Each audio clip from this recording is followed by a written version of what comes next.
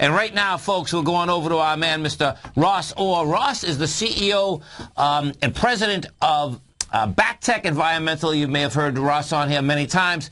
He has a very unique technology, folks, okay? I'm going to let him explain it. Now, you can find BacTech Environmental if you're in the Canadian market. Well, you can BAC up in the Venture, or, in fact, he just got a listing in the U.S. in the Pink Sheets. That is listed under BCCEF. Ross Orr, how you doing, man? I'm good, Tom. How are you? Good. Well, first off, let's explain to the listeners exactly what BacTech Environmental is and can do, because many of the folks that are in the mining business, I'm sure they know that Manitoba is huge, but if you can explain first off what your technology does, Ross, and what you're trying to accomplish here with this company. I guess the technology's been around for 25 years, but it's in the last couple of years that we actually separated the company into a mining group and an environmental group. The environmental group, we use bioleaching, which is naturally occurring bacteria, to oxidize sulfides that are in tailings. Yes. And those sulfides not only contain the metal that you're after, but they also create sulfuric acid when they oxidize. So effectively what we're doing is we're eliminating potential acid mine drainage problems, and we're getting paid by the metals that we liberate along the way. And folks, so you can, okay, so, you know, the last time, let's talk about, so what happens here is this, folks. All these mining projects, particularly the mining projects, my understanding, Ross, is that years ago, right? I mean, they use so much arsenic that all these tailings, what tailings are, folks, just figure a huge pile of dirt and rocks that are left over from the milling project that are poison, number one, but number two is that there are metals, gold, silver, inside those that BacTech could eventually get out and profit from, right? Right. So, like in Manitoba, they actually produce this pile of arsenic and gold, really, 300,000 tons of it, as a byproduct of mining easier stuff. Okay. Like 15% of what came out of this mine was this nasty arsenopyrite, it's called. So they dumped it and said, you know, we'll get around to it later and figure out what to do with it. Well, that was 60 years ago. Now you've got arsenic and acid leaching into the local water system, which is not great, obviously. Right. But there's also about, at today's prices, about $160 million worth of gold in there. So our deal with the Manitoba government was, and this is our sort of our tagline, is no cost to the taxpayer. If the value's there in the pile, I don't need government money to go clean it up. Okay. I mean, but I want the gold. Right. And that was the deal we made. So we're going to build a plant that's going to cost about $22 million. It's going to generate about $8 or $9 million a year cash flow at today's prices. And effectively, that's a 7-year project. Our goal is to keep attracting, finding more concentrates from other tailings in the area, so this thing runs for 20 years instead of 7. I see. Okay, so Manitoba itself is a huge project. And the plant we're talking about, this is a plant in order to put the tailings into the plant. It's not like building a whole mine, is it? It's the concentrate from the tailings. Okay. Tailings are made up of about 5% sulfides, which are the problem. But they're also the opportunity because the sulfides contain the metals that you're after. I see. So you don't have to move a mountain to the plant. You just move 5% of it by using flotation at wherever the location is. Oh, I see what you're saying. I got it. So, and the 95% you leave behind is basically just benign rock. It can be used for, filling in. No, I'm with you. I get it. So what happens to the sulfides will actually, do they go to the top and the bottom, and that's how you get them?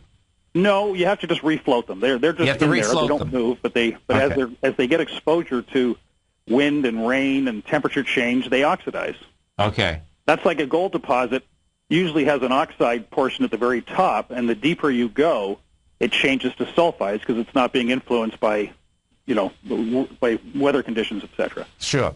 So you have 20. Well, the plant would cost $22 million. You figure. Right. Manitoba itself can keep you in business for 7 years. Then you'd be looking for other tailings in the immediate environment.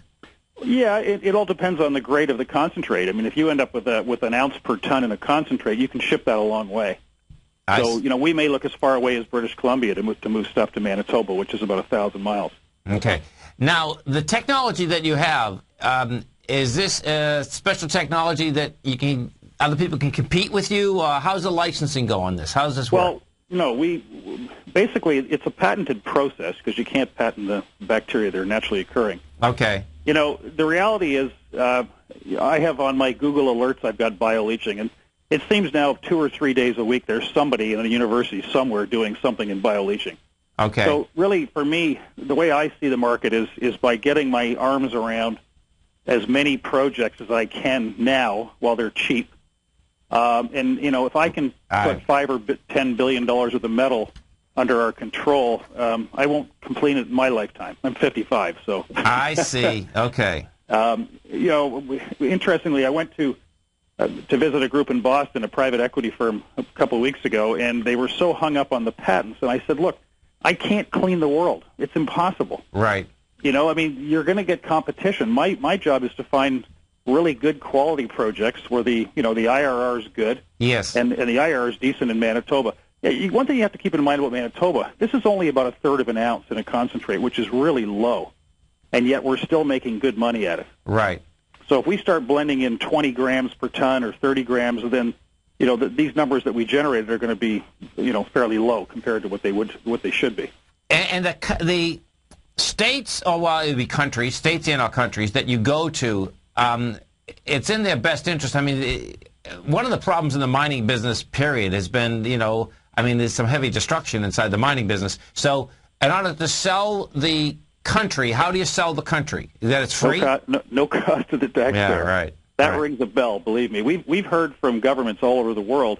I just came back from Bulgaria, and I do have a friend, an Aussie friend, who lives in Sofia. So it's nice to have somebody, there protecting your interests. Yes. They basically said, look, we've got about 20 situations we want you to look at. So we may put a plant in a central facility that treats maybe 5 or 6 tailings that have been generated, by the Russians 80 years ago.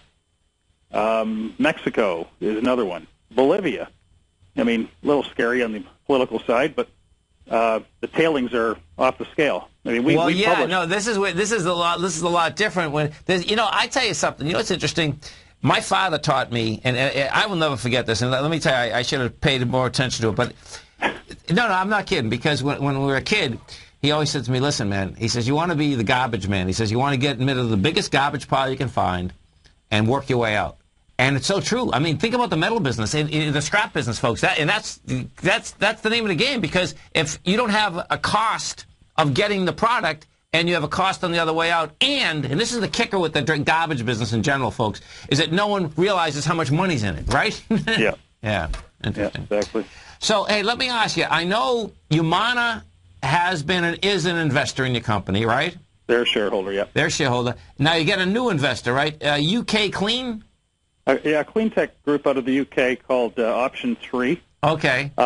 And they actually, along with buying 19.9% of the company, they asked for, and we gave them the rights to 50-50 on anything in the former Soviet Union. So places like Bulgaria, Romania, Hungary, and, there's been a lot of mining there. Yes. And it hasn't exactly been pretty the way they've done it. So we think there's a lot of opportunity there. Yes, there's peril because it's not North America. But at the same time, the size of some of these things, I was looking at 200 million tons of copper gold tailings in Bulgaria, and I was drooling. I mean, that's that would generate 10 million tons of concentrate compared to the 300,000 that we've got in Manitoba. Just to put it in perspective. Amazing. So now, the biggest thing is that we. A lot of people say, "What about dilution?" Well, what our plan is to sell 50% of the subsidiary where the project is held right now, which is called BacTech Manitoba. Okay. So there shouldn't be dilution at the parent level. And as a matter of fact, we're asking for enough money to actually pay ourselves back for what we've put into it to date, so we should have a nice bank account when we're done. 50% of something is worth a lot more than 100%. So walk us through this again. So because you get the initial deal with the Manitoba government, but you got to build the mill. So just walk us through that again. Well, you got $22 million, of which you can probably debt finance about 15, 70-30. Okay. So we're looking for the equity component from a partner, and we're talking to numerous groups about this. I see. But they're going to be investing. They're going to buy 50% of BacTech Manitoba, which is the wholly owned subsidiary today. I get it. All right? So Okay. I don't care if my stock is 5 cents or 50 cents. Well, I do, but not right now. Right now. What I mean is I'm not held ransom by the market because of my stock price. No, there's no doubt. Listen, folks, come over to our website at TFNN. You're going to see the BacTech banner right in the front. You're going to hit that banner. It brings you over to not only a site, but the news releases. And I know watch you're the getting video. on the plane. You're going up to Manitoba. Good luck, Ross. Thank you. Have a great one. Have a safe one. We'll come right back, folks.